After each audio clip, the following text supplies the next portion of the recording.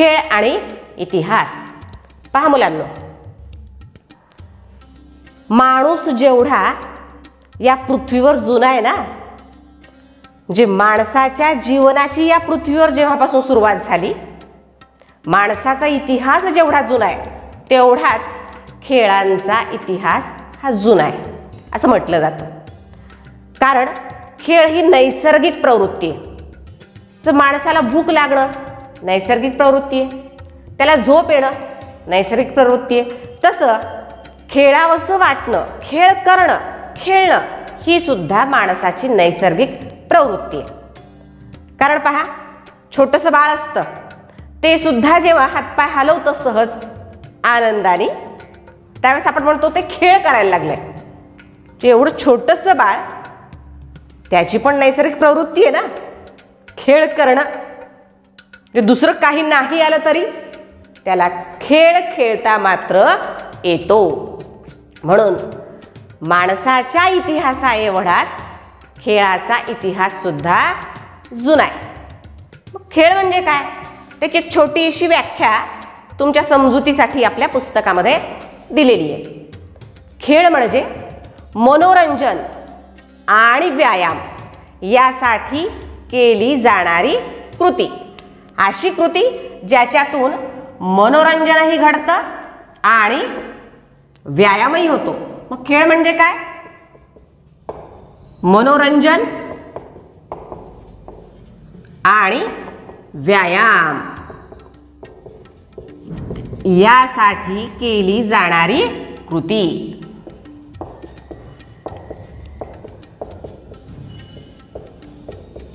खेळही घडतो आणि मनोरंजनही होतं. पहा, मी म्हणाले की माणसाच्या इतिहासा एवढा प्राचीन असा खेळाचा इतिहास आहे. त्याचे दाखले आहेत आपल्याकडं. अगदी रामायण, महाभारत, पुराण म्हणजे हजारो वर्षापूर्वी लिहिले गेलेले हे जे ग्रंथ आहेत त्यामध्ये सुद्धा द्यूत खेळ असेल, द्यूत क्रीडा, ज्या द्यूत क्रीडेमध्येच पांडव कौरवांकडून पराभूत झाले आणि त्यांना वनवासाला जावं लागलं, बरोबर आहे. द्यूत क्रीडा असेल किंवा घोड्यांच्या रथांच्या शर्यती असतील, कुस्ती असेल, बुद्धिबळ असेल, मुष्टियुद्ध असेल, यांचा जो काही आपल्या पुराणांमध्ये, प्राचीन अशा वाङ्मयांमध्ये उल्लेख आलेला आहे, हे सगळे खेळाचेच तर प्रकार आहेत. आणि किती प्राचीन आहेत हे आम्हाला त्यावरून समजतं. आदिमानवानी सुद्धा उदरनिर्वाहासाठी म्हणून शिकार करणं हा मार्ग निवडला, पण हळूहळू केवळ उदरनिर्वाहासाठीच नाही तर खेळ म्हणून सुद्धा तो या शिकारीकडे बघायला लागला. म्हणजे मनोरंजन म्हणून, खेळ म्हणून सुद्धा तो शिकार करायला लागला आदिमानव. ठीक आहे, म्हणजे किती प्राचीन आहे हा खेळाचा इतिहास यावरून आपल्याला ही गोष्ट लक्षात येते. फक्त भारतातच नाही, म्हणजे रामायण, महाभारत आणि पुराणामध्येच नाही मुलांनो, तर इतर संस्कृतीमध्ये सुद्धा, पाश्चात्य जगामध्ये सुद्धा खूप प्राचीन काळापासून खेळ खेळले जातात. याचं उदाहरण म्हणजे तुम्हाला माहीत असलेली ऑलिम्पिक स्पर्धा, जिची सुरुवात ग्रीस सारख्या देशामध्ये झाली. ग्रीक संस्कृतीने जगाला दिलेली ही देणगी आहे ऑलिम्पिकच्या स्पर्धा. म्हणजे इसवी सन पूर्वीच्या शतकांमध्ये या ऑलिम्पिक स्पर्धांना सुरुवात झाली. ग्रीसमधल्या ऑलिम्पिया या शहरामध्ये या स्पर्धांना सुरुवात झाली. ऑलिम्पस पर्वतरांगेमध्ये असलेलं अतिशय निसर्गरम्य सुंदर असं हे शहर, त्या ठिकाणी या स्पर्धांना सुरुवात झाली, म्हणून तिला नाव प्राप्त झालं ऑलिम्पिक स्पर्धा. आपण बघतो या ऑलिम्पिक स्पर्धांमध्ये खेळांना जास्तीत जास्त नियमित आणि सुसंघटित असं रूप देण्याचं काम या ग्रीकांनी केलेलं आपल्याला दिसून येतं. मग ज्यात थाळीफेक असेल, गोळाफेक असेल, रथांच्या घोड्यांच्या शर्यती असतील, मुष्टियुद्ध असेल किंवा धावणे असेल, कुस्ती असेल, अशा विविध स्पर्धांचं आयोजन केलं जात होतं प्राचीन काळात आणि आजही केलं जातं. आणि या स्पर्धांमध्ये सहभागी होणं आणि त्याहून विजय प्राप्त करणं हे अत्यंत भूषणावह असं सुद्धा समजलं जातं. म्हणजे खेळाचा इतिहास हा असा प्राचीन आहे. आमच्या भारतामध्ये ब्रिटिश काळामध्ये स्थापन झालेल्या आणि आजही अत्यंत चांगल्या पद्धतीनं प्रशिक्षण देणाऱ्या, खेळाडू निर्माण करणाऱ्या अशा काही संस्था आहेत. त्या म्हणजे जसं गुजरातमधलं वडोदरा नावाचं शहर आहे, त्या वडोदरा या शहरामध्ये जुम्मा दादा आणि माणिकराव यांची व्यायामशाळा आहे. जुम्मा दादा आणि माणिकराव हे मल्ल होते, खूप प्रसिद्ध असे.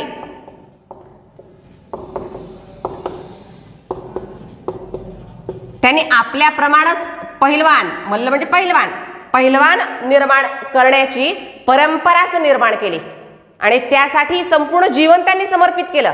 त्यांच्याच नावावरती जुम्मा दादा आणि माणिकराव यांची व्यायामशाळा आहे. कुठं? गुजरातमधलं वडोदरा नावाचं ठिकाण. त्यानंतर गुजरातमध्येच गांधीनगर या ठिकाणी स्वर्णिम गुजरात स्पोर्ट्स विद्यापीठ आहे, म्हणजे क्रीडा विद्यापीठ आहे. आधी छोट्या स्वरूपात असणाऱ्या या संस्था त्यांचा विकास करण्यात आला आणि मोठं स्वरूप त्यांना प्राप्त झालं. आज या ठिकाणी शेकड्यावरती अशा खेळांचं प्रशिक्षण, मार्गदर्शन तिथं प्रशिक्षकांच्या मार्फत हजारो विद्यार्थ्यांना देण्याचं काम चालतं. त्यासोबतच पंजाबमध्ये पतियाळा या ठिकाणी क्रीडा विद्यापीठ आहे.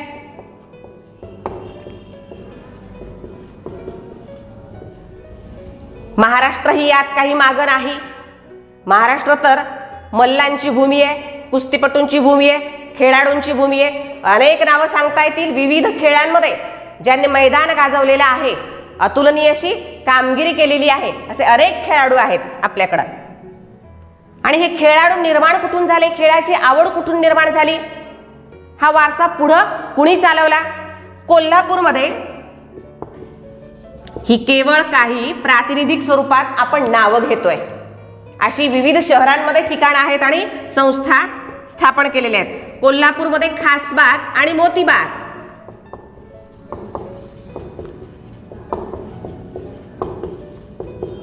या पहिलवान निर्माण करणाऱ्या, मल्ल निर्माण करणाऱ्या जागतिक कीर्तीचे अशा तालमी त्या ठिकाणी आहेत, मोतीबाग आणि खासबाग या ठिकाणी.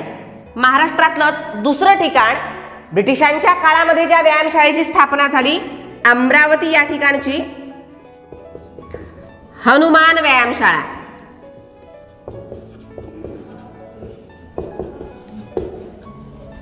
ज्या ठिकाणी सुदृढ असे देशभक्त सुद्धा निर्माण केले गेले. ब्रिटिशांच्या विरोधामध्ये स्वातंत्र्य लढ्यामध्ये दंड थोपटून जे उभे राहिले आणि या देशाला स्वातंत्र्य मिळवून देण्यात त्यांनी मोलाचा वाटा उचलला. त्यासोबतच पुणे या ठिकाणी बालेवाडी हे क्षेत्र आहे. तिथं श्री शिवछत्रपती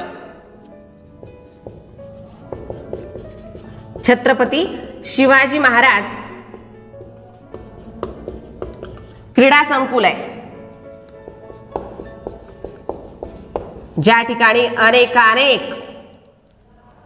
खेळांसाठीचं प्रशिक्षण आणि मार्गदर्शन खेळाडूंना प्राप्त होण्याची खूप चांगली उत्तम अशी सोय करण्यात आलेली आहे. तर यावरती आपल्याला 2 गुणांसाठी प्रश्न विचारला जातो मुलांनो. प्रश्न असा विचारला जाऊ शकतो, संकल्पना चित्राद्वारे स्पष्ट करा. भारतातील खेळाचं प्रशिक्षण देणाऱ्या संस्था, किंवा असाही विचारला जाऊ शकतो, चौकट पूर्ण करा. मग ठिकाण दिलं जाईल, त्या ठिकाणच्या व्यायामशाळेचं नाव आपल्याला लिहावं लागेल, प्रशिक्षण संस्थेचं नाव लिहावं लागेल. कोल्हापूर असं नाव दिलेलं आहे, तर आपल्याला त्या व्यायामशाळेचं किंवा त्या तालीम मंडळाचं किंवा त्या प्रशिक्षण संस्थेचं नाव लिहावं लागेल. खासबाग मोतीबाग किंवा खासबाग मोतीबाग तालीम असं दिलं तर कोल्हापूर असं त्या ठिकाणाचं आपल्याला नाव लिहावं लागेल. ठीक आहे, चौकट पूर्ण करा. हाही प्रश्न याच्यावरती विचारला जाऊ शकतो. पहा, एवढ्या शिक्षण प्रशिक्षण देणाऱ्या खेळासाठीच्या ज्या संस्था, शाळा, विद्यापीठ निर्माण केली गेली, त्या खेळाचं काहीतरी मोल असेल ना. हे खेळ काहीतरी मानवी जीवनासाठी उपयोगाची अशी असतील ना, बरोबर आहे. तरच एवढा मोठा वेळ, पैसा याच्यावरती खर्च केला जातो, बरोबर आहे. आणि अनेक लोक याच्याकडं आकर्षित होतात. केवळ मनोरंजन म्हणून का नाही, खेळाचं माणसाच्या जीवनामध्ये अनेक प्रकारे महत्त्व आहे. कसं? कारण त्याच्यावरती सुद्धा आपल्याला खेळाचं महत्त्व, खेळाची उपयोगिता याच्यावरती सुद्धा आपल्याला 2 गुणांसाठी प्रश्न विचारला जाऊ शकतो. खेळांचे महत्त्व टिपालेखामध्ये विचारलं जाऊ शकतं किंवा खेळांचे महत्त्व लिहा असा 25 ते 30 शब्दात उत्तरे लिहा हा प्रश्न विचारला जाऊ बघतो. तर खेळांचं महत्त्व काय आहे आपल्याला 6-7 मुद्द्यामध्ये त्याचं उत्तर लिहावं लागतं. काय काय उपयोग होतो माणसाच्या जीवनामध्ये खेळाचा, बरोबर आहे. खेळांचे महत्त्व बघा, खेळ हा माणसाच्या जीवनाचा अविभाज्य असा भाग बनलेला आहे. इतकं महत्त्व आहे, अत्यंत महत्त्वपूर्ण असा एक भाग आहे माणसाच्या दैनंदिन जीवनामध्ये. खेळाचं त्याचं महत्त्व आहे कारण मन ताजेतवानं ठेवणं किंवा विरंगुळा म्हणून, मनोरंजन म्हणून, दररोजच्या कामातला आपला शिडोठा घालवण्यासाठी, थकवा घालवण्यासाठी, बरोबर आहे. म्हणजे दररोजचं जे आपलं जीवन आहे रहाटगाडगं चालू, त्याच्यातून थोडीशी आपल्याला उसंत मिळून आपण खेळ खेळून आलेला जो थकवा आहे तोच पणा जो आहे जीवनात आलेला तो आपण कमी करू शकतो काही अंशी. कशामुळं? खेळून. म्हणजे मनोरंजन म्हणून, मनोरंजनासाठी खेळ, ताजेतवाने होण्यासाठी खेळ. यासोबतच चाकोरीबद्ध जीवनातला कंटाळा दूर करणं,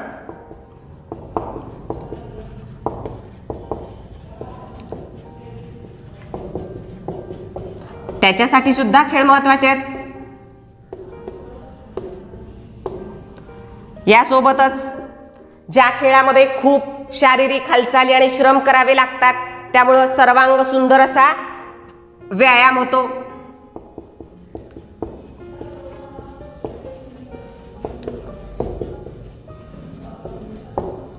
यामुळे व्यायाम होतो आणि मग व्यायामामुळं शरीर काटक बनतं, सफळ होतं.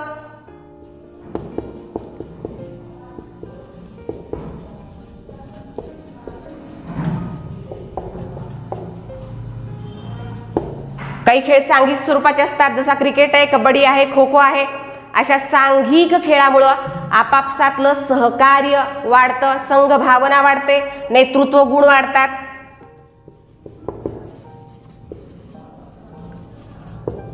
आपण बघतो कबड्डी सारख्या खेळातून म्हणा, क्रिकेट सारख्या खेळातून म्हणा, एकटा खेळाडू यात काहीच करू शकत नाही. आपापसातलं सहकार्य अशा खेळांमध्ये अत्यंत महत्त्वपूर्ण असतं. तुमच्या क्रिकेटचं उदाहरण म्हणून जर बॉलरनी बॉलिंग केली तर झेल पकडणाऱ्या, जर क्षेत्ररक्षण करणाऱ्यानी, जर फिल्डरनी तो झेल पकडलाच नाही तर विकेट त्या बॉलरला मिळते का? नाही. म्हणून आपापसातलं सहकार्य सांघिक खेळातून प्राप्त होतं.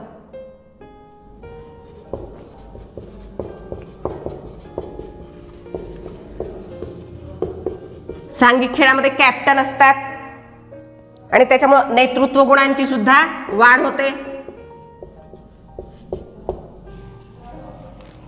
एकमेकांना सहकार्य करण्याची भावना असेल त्यामुळे संघ भावना, संघटित राहणं काय असतं त्याचं मोल कळतं, बरोबर आहे. म्हणजे या सगळ्या गोष्टींचा फायदा आम्हाला खेळातून होत असतो, प्रत्यक्ष आणि अप्रत्यक्षपणे. म्हणून खेळ हे आमच्या जीवनामध्ये अत्यंत मोलाचे आहेत, उपयोगी असे आहेत. तर 2 गुणांसाठी प्रश्न विचारला तर आपल्याला 6-7 मुद्द्यांमध्ये या पद्धतीने उत्तर लिहिता आलं पाहिजे. पुढे आपण बघणार आहेत या खेळांचे प्रकार. इतके बहुउपयोगी असे खेळ आहेत म्हणतो आपण. मग या खेळांचे प्रकार, मुख्य प्रकार 2 आहेत. एक बैठे खेळ आणि दुसरा आहे मैदानी खेळ. याच्यावरती सुद्धा 2 गुणांसाठी फरक स्पष्ट करा हा प्रश्न विचारला जातो. तर बैठ्या खेळात आणि मैदानी खेळामध्ये फरक काय आहे? बघा, साहजिकच त्याच्या नावातच आपल्याला कळतं. बैठे खेळ म्हणजे जे एका ठिकाणी बसून खेळले जातात, बरोबर आहे. आणि मैदानी खेळ म्हणजे जे मैदानावर जाऊनच खेळावे लागतात. संकल्पना चित्राद्वारे स्पष्ट करा. या दृष्टिकोनातून सुद्धा हा मुद्दा महत्त्वाचा आहे. बैठे खेळ साधारणपणे कोणकोणते असतात जे बसून एका ठिकाणी खेळले जातात? पत्ते आहेत, कॅरम आहे, बुद्धिबळ आहे, भातुकलीचा खेळ आहे, सोंगट्या आहेत, बरोबर आहे. हे बैठे खेळ आपण एका ठिकाणी बसून खेळू शकतो. काचकवड्या आहेत,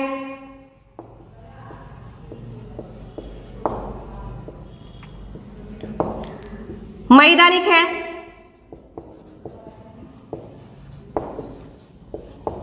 जे खेळण्यासाठी मैदानाची आवश्यकता असते मैदानावर जावं लागतं. मैदानी खेळामध्ये दोन प्रकार, एक देशी मैदानी खेळ आणि एक विदेशी मैदानी खेळ. आता देशी म्हणजे आपल्या देशामध्ये खेळले जाणारे, लंगडी आहे विशेषतः मुलींसाठी, खो खो, कबड्डी, त्यासोबतच भोवरा, झिम्मा, फुगडी, लगोर,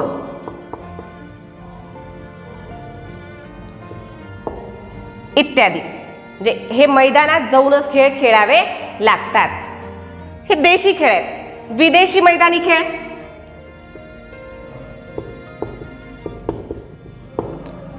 क्रिकेट आहे, फुटबॉल आहे, पोलो आहे,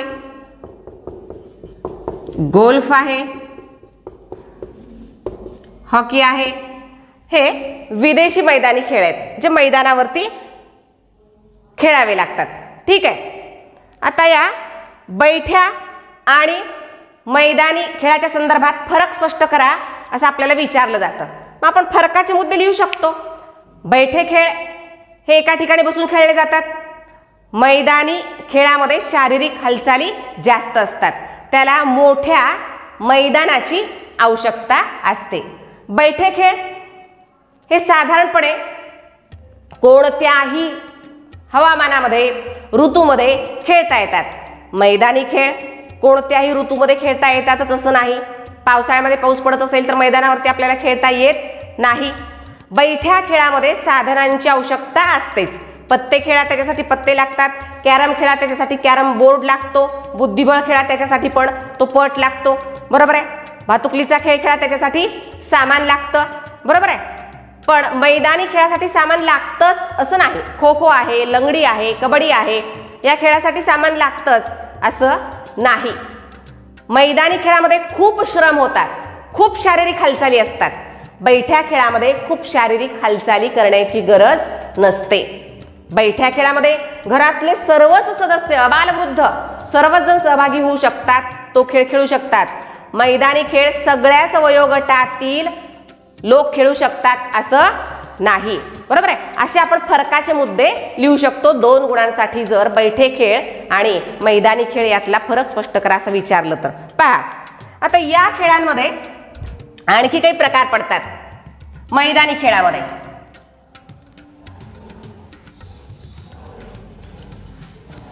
संकल्पना चित्राद्वारे स्पष्ट करासाठी खेळांचे प्रकार हा मुद्दा खूप महत्वाचा आहे. धावण्याच्या शर्यती सुद्धा होतात, मॅरेथॉन स्पर्धा होतात, 100 मीटर धावणे, 200 मीटर धावणे. त्यासोबतच काही शारीरिक कौशल्यावर आधारित खेळ आहेत ज्यातून त्या व्यक्तीचं वैयक्तिक असतात, त्या व्यक्तीचं कौशल्य दिसून येतं. ते म्हणजे थाळीफेक संकल्पना चित्रासाठी महत्वपूर्ण, गोळाफेक, लांब उडी, उंच उडी. हे जे खेळ आहेत ते त्या खेळाडूच्या त्या व्यक्तीच्या शारीरिक कौशल्यावर आधारित आहेत. या खेळातून त्या व्यक्तीचं शारीरिक कौशल्य दिसून येतं. त्यानंतर काही पाण्यातले खेळ आहेत जसं पोहणे असेल, नौकानयन असेल किंवा वॉटर पोलो असेल. पोलो जो जमिनीवर खेळला जातो आणि पाण्यात सुद्धा खेळला जातो असा एक विदेशी खेळ आहे हा वॉटर पोलो. नौकानयन पाण्यामध्ये नावांच्या स्पर्धा, त्याच्यासाठी बरेच स्पर्धक सुद्धा लागतात आणि खूप मोठा सराव सुद्धा लागत असतो. तर पाण्यातील हे खेळ आहेत. त्यासोबत काही शारीरिक कसरती आहेत, म्हणजे ज्या खेळात कसरती कराव्या लागतात. मग मल्लखांब असेल, दोरीवरचे मल्लखांब असतील, दोरीवरचा मल्लखांब किंवा जिम्नॅस्टिक असेल, काही शारीरिक कसरतीचे खेळ आहेत. याशिवाय काही साहसी आणि रोमांचकारी खेळ असतात. संकल्पना चित्रासाठी महत्त्वपूर्ण असा हा मुद्दा आहे, साहसी व रोमांचकारी.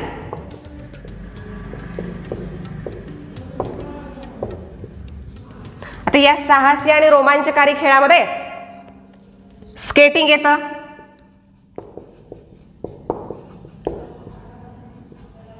बर्फावर किंवा ओबड खाबड रस्त्यावर सुद्धा अशा प्रकारचा स्केटिंगचा खेळ खेळला जातो.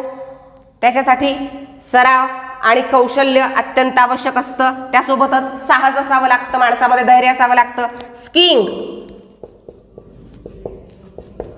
म्हणजे घसरणे,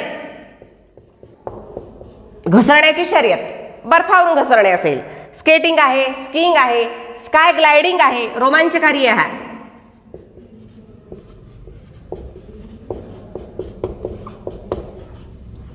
फुग्याप्रमाणे यासाठी साधन लागतं आणि त्यात हे साहस दाखवलं जातं. प्रस्तरारोहण आहे म्हणजे गिर्यारोहण.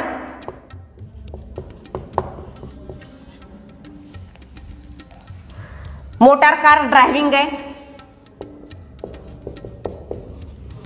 अत्यंत अवघड अशा रस्त्यात अशा प्रकारे हे अनेक जे खेळ आहेत ते साहसी आणि रोमांचकारी खेळामध्ये येतात.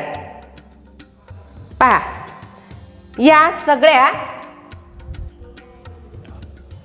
खेळांसाठी खेळाडूंनी जी मेहनत केलेली आहे ती मेहनत दाखवण्यासाठी, त्या मेहनतीचं चीज करण्यासाठी खेळाच्या स्पर्धांचं सुद्धा आयोजन केलं जातं.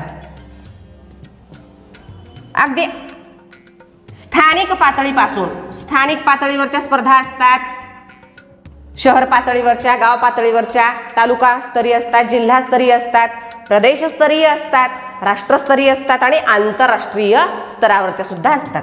मग कोणकोणत्या आंतरराष्ट्रीय खेळाच्या स्पर्धा या आयोजित केल्या जातात आपण ऐकत असतो किंवा प्रसार माध्यमातून आपण वाचत सुद्धा असतो. जसं ऑलिम्पिक आहे,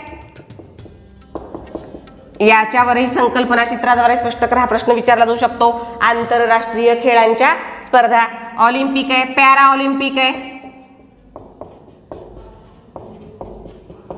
ही 4 वर्षाला आयोजित केली जाते, दर 4 वर्षाला, ही 2 वर्षाला आयोजित केली जाते.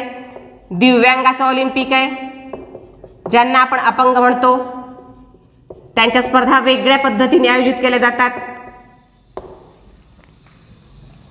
क्रिकेटचं विश्वचषक आहे.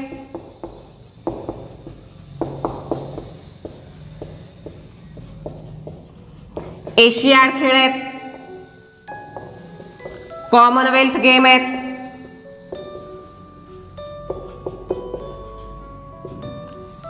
फुटबॉल आहे, हॉकी आहे,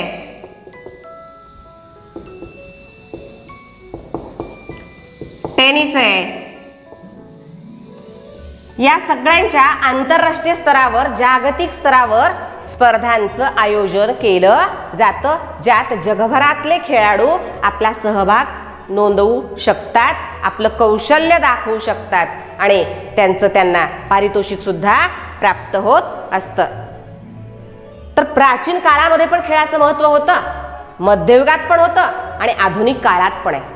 मध्ययुगात खेळाचं कसं महत्त्व होतं त्या संदर्भात सुद्धा आपल्या पुस्तकामध्ये चौकटीमध्ये माहिती दिली आहे की उत्तर पेशवाईमध्ये साधारणपणे बाळंभट दादा देवधर नावाचे एक मल्ल होते.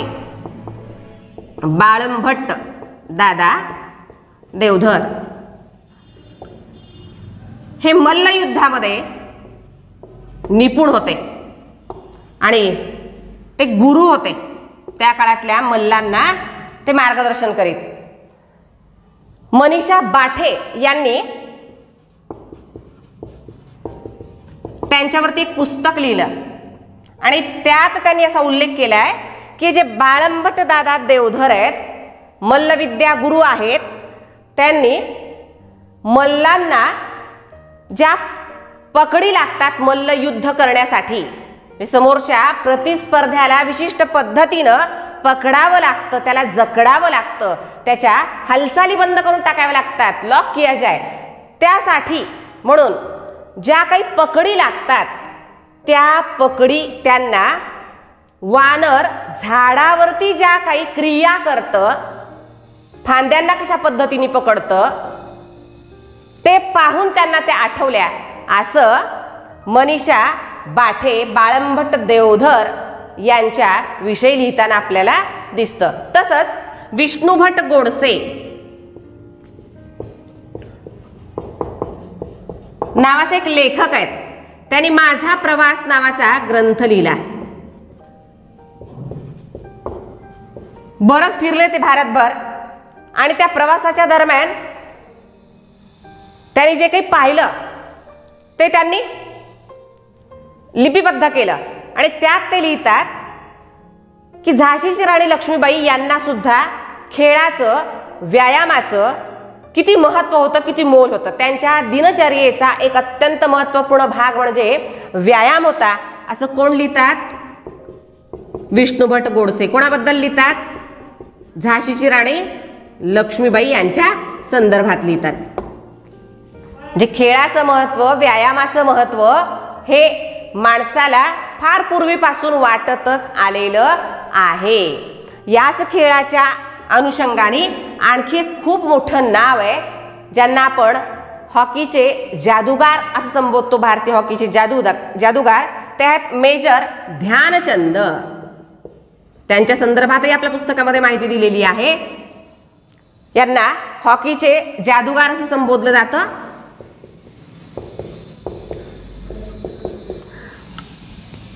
आणि त्यांच्या या खेळाचा गौरव म्हणून 29 ऑगस्ट हा त्यांचा जो जन्मदिवस आहे तो राष्ट्रीय क्रीडा दिवस म्हणून सुद्धा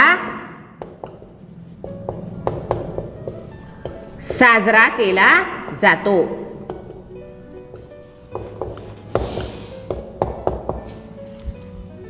त्यांच्या या खेळाचा गौरव म्हणून त्यांना जे कौशल्य प्राप्त होतं, अगदी जादूगार म्हणण्या इतपत, म्हणजे त्यांना त्या खेळामध्ये, हॉकीमध्ये किती कौशल्य प्राप्त असेल म्हणून त्यांना पद्मभूषण हा पुरस्कार सुद्धा देऊन गौरवान्वित करण्यात आलेलं होतं.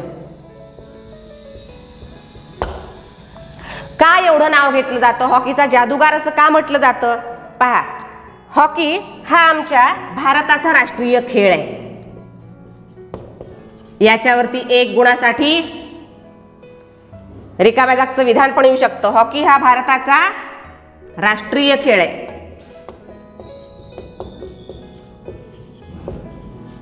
भारत स्वतंत्र होण्यापूर्वी ब्रिटिश भारताकडून मेजर ध्यानचंद यांनी ब्रिटिश भारताच्या हॉकीच्या संघाचं नेतृत्व केलं. 1928 मध्ये झालेल्या, 1932 मध्ये झालेल्या आणि 1936 मध्ये झालेल्या अशा हॉकी संघाचा ते भाग होते. आणि 1936 मध्ये झालेल्या ऑलिम्पिकच्या सामन्याचं ते नेतृत्व करीत होते भारताकडून. आणि हा सामना बघण्यासाठी म्हणजे नाव किती असेल त्या काळामध्ये मेजर ध्यानचंदांचं, जो जर्मनीचा हुकुमशहा होता ॲडॉल्फ हिटलर, तो सुद्धा हा सामना बघण्यासाठी खुद्द त्या ठिकाणी उपस्थित होता असं म्हटलं जातं. कारण जर्मनीची राजधानी बर्लिन या ठिकाणी 1936 मध्ये ऑलिम्पिक सामन्याच्या फायनल खेळाचं त्या ठिकाणी फायनल खेळ खेळला गेलेला होता आणि तो बघण्यासाठी खुद्द ॲडॉल्फ हिटलर सुद्धा त्या ठिकाणी उपस्थित होता असं म्हटलं जातं. असे पद्मभूषण प्राप्त हॉकीचे जादूगार म्हणविले जाणारे मेजर ध्यानचंद. आणि त्यांच्यामुळं हॉकी या खेळाला भारतामध्ये खूप महत्त्वाचं असं स्थान प्राप्त झालेलं आपल्याला दिसून येतं. तर आजच्या तासिकेला आपण इथंच थांबूया. या पाठातली उर्वरित माहिती आपण पुढच्या तासिकेला पाहूया. ठीक आहे. Have a nice day.